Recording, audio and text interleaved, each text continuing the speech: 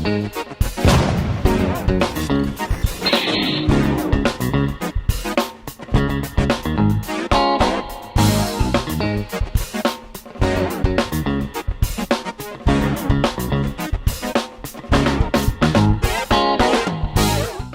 everyone, welcome back to Nat's Knackers Yard. I'll be Nat, this will be my Knackers Yard, and hopefully this is with proper audio because it all went a bit Pete Tong on the last one. Apologies for the really bad sound quality, but I think I've fixed it, but time will tell, I suppose.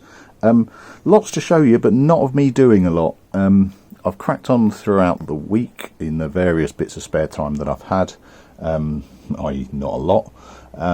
And I've had a crack through today as well. Today is currently Saturday. It's a lovely hot sunny day, brackets now. Been a shitty day this morning.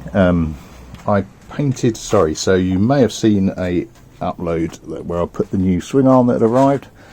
That's all freshly painted. I'm getting it all freshly painted, lacquer on it, and it fucking rained on it. But I think I seem to have got away with it. It doesn't look too bad.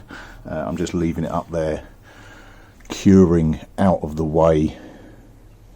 Yeah, I think we got away with it. I think we got away with it because I'm not doing it again. I'm also now equipped to get the main element out. I now have a slide hammer. I am the proud owner of a slide hammer, which you need to pull the universal joint off of the. Let me just drop you down a bit. Off of the.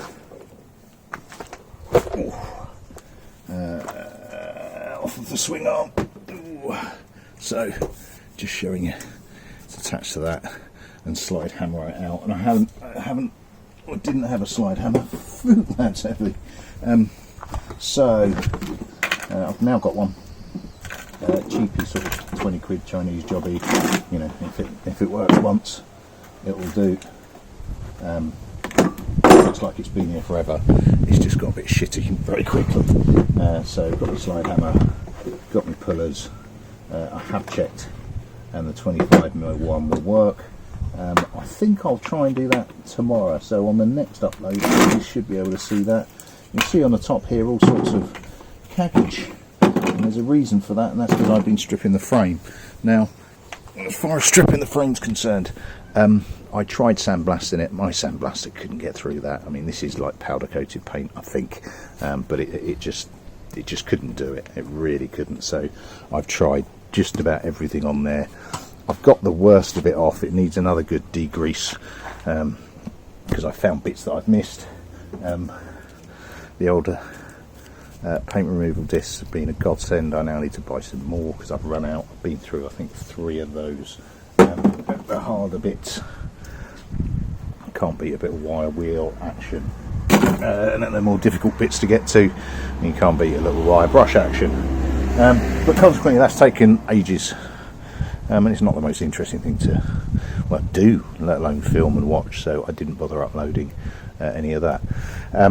What I've also done, I've got my hoop on. I didn't film that either because I was welding, and I don't trust my welding, let alone you lot just abusing me for it. But so that was welding on to, where's my little cuff bit gone? There we go. So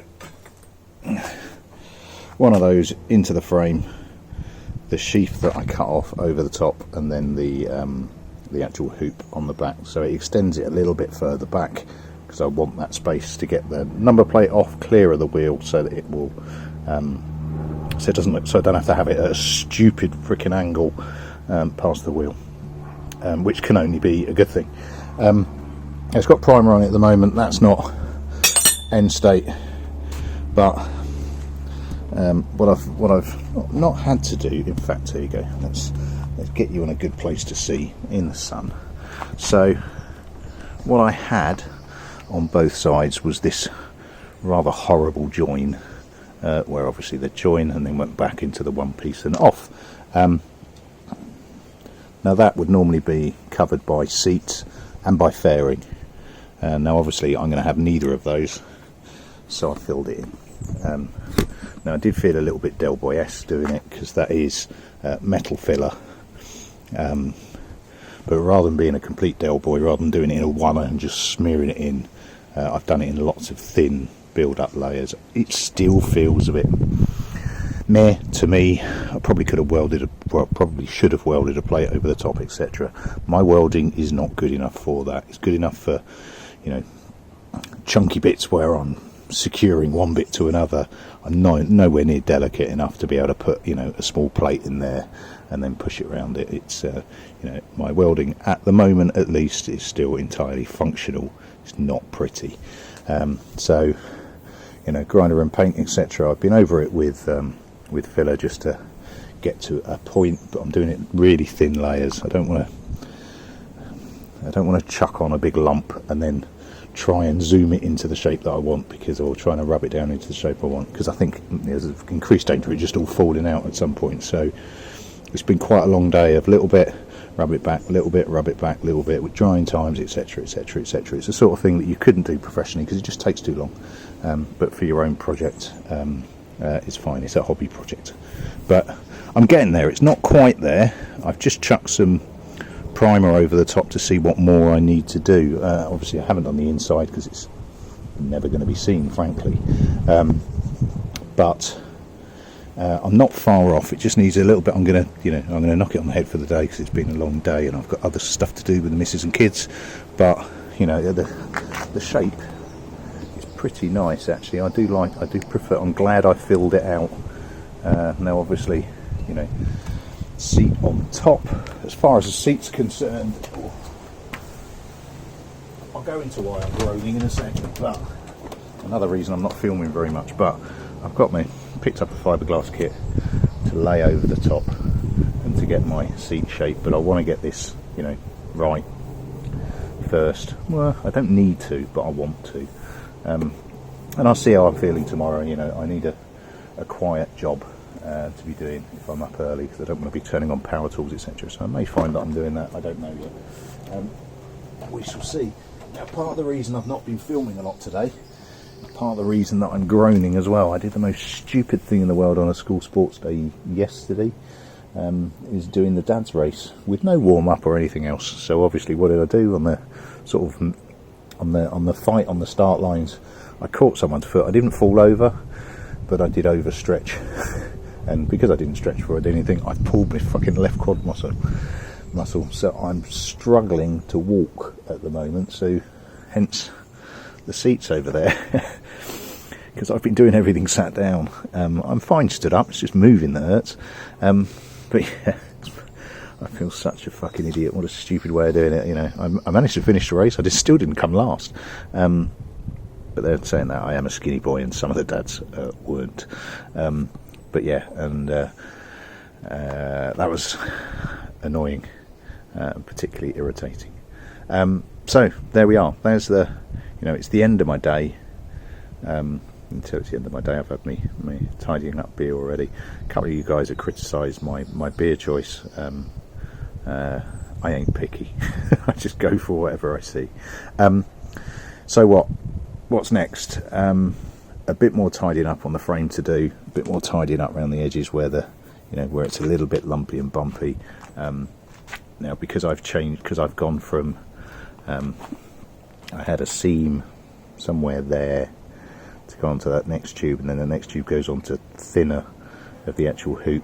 You know, it's got a fair amount on there, but like I say, I've tried to do it in thin bits. As far as rubbing it down is concerned, the hero of the day has been my dual action sander that I got last Christmas and haven't really used, mostly because I've got the pads that go, I'll probably show you actually, I can't think what they're called, the pads that go under or between the disc and the surface. Interference pads, I can't remember what they're called. So what I've got is them bad boys, which just means that I'm not sanding on a flat surface, because obviously that isn't flat, it's curved, so you can still see a bit where it's a little bit flat surface, you know, like a 20p piece for those that are in the UK. So I do need to do a bit more work on those to get rid of the flat edges, and get it more smooth. And you can see where I've gone, sort of where I've obviously changed my tooling between. You might be able to see, depends how big a screen you're staring at, I suppose. But that's been the hero of the day, definitely. And it's got me quite a long way today, although it has been a freaking slow process. Bit more to do on the frame. I can't see how I can completely strip it utterly bare bones. My sandblaster isn't up for it. I can do what I can do, but there is grease and crap that I need to get on it before I paint. As far as paint's concerned, I'm going to give this stuff a whack properly. Halford seem to have fallen out of love with Hammerite, so they're on Nitramores, but it is anti-rust, direct to rust application. So not to say that I'm going to deliberately leave rust on. I'm going to get off or continue to get off as much as I can before I chuck that paint on. Now the weather's been a bit dubious and it's been a bit showery, so I'm a little bit weather dependent as to whether or not I get on with that tomorrow. I could vacate the garage and paint in the garage. I do have a tent that I put up in the garden for painting, but frankly I really can't be asked for that for a frame. I'm less concerned, but we'll see how we go. But we're getting there, getting a considerably better shape. In fact, let's chuck some bits on and we'll have a look at what the shape looks like. Right, and there we go, for demonstration purposes only with the old foam seat on, but it's just to point out to myself as much as anything else that I haven't hung it out too far. I haven't hung it out a ridiculous distance, bearing in mind that that's the old foam from the seat that I bought it with. Yeah, I think we're getting there. It's a slowly catchy monkey, this one. I'm learning many things about the history of the bike as much as anything else. Stripping paint off an old bike, you do find old repairs and old bits and pieces. There's a dent down the bottom that I took a bit of time filling out and making it look better, because it just had crap jammed in it as much as anything else, but it's now got proper metal filler in there. There's no structural issues or anything like that. It's just cosmetic really, but you know, it's not until you get down to the depths of a bike like this that you really start to spot things like that.